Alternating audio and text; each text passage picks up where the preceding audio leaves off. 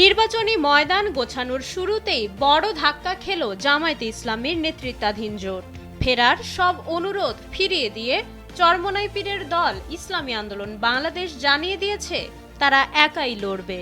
তবে এই হোঁচটকে খুব একটা গায়ে মাখছে না জামায়াত, বরং এই ধাক্কা সামলে ভোটের মাঠে নিজেদের আধিপত্য ধরে রাখতে তারা সাজাচ্ছে নতুন নির্বাচনী ছক। জামায়াতের কৌশল এখন মূলত ইসলামপন্থীদের ভোট এক বাক্সে আনা। তারা ভোটারদের সামনে এই সমীকরণটি তুলে ধরছে যে ক্ষমতার রাজনীতিতে বড় জোটের সঙ্গে থাকাই এখন সবচেয়ে লাভজনক।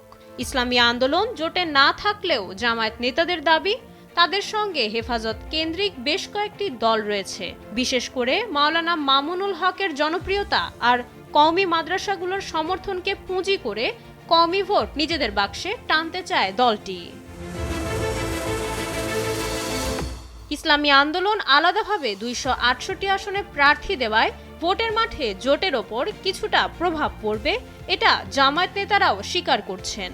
তবে তাদের আত্মবিশ্বাস জামায়াতের নিজস্ব ভোট ব্যাংক আর সাংগঠনিক শক্তি এই ক্ষতি কাটিয়ে উঠতে পারবে। সাবেক সংসদ সদস্য মেজর আখতারুজ্জামানের ভাষ্যমতে জামায়াতকে নতুন করে প্রমাণ করতে হবে না যে তারা ইসলামী দল। মানুষ চরমোনাই পীরকে যেমন ভালোবাসে, আমিরে জামাতকেও ঠিক তেমনই ভালোবাসে। তাই এই হোঁচট তারা দক্ষতার সঙ্গেই সামাল দেবে।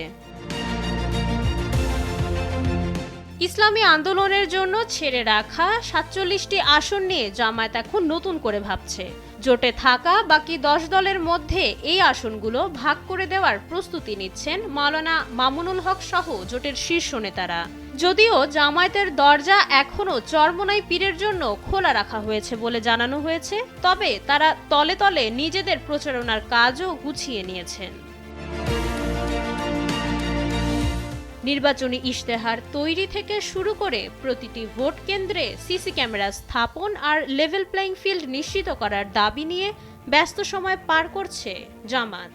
কেন্দ্রীয়ভাবে দীর্ঘ বৈঠকের পর চূড়ান্ত হয়েছে আমিরে জামায়াত ডক্টর শফিকুর রহমানের দেশব্যাপী সফরসূচি।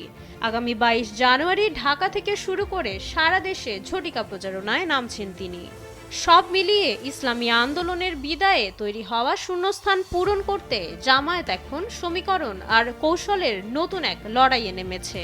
ভোটের বাক্সে এই কৌশলের প্রতিফলন কতটা ঘটে সেটাই এখন দেখার বিষয়। মাইশা মালিহা, সময়ের আলো।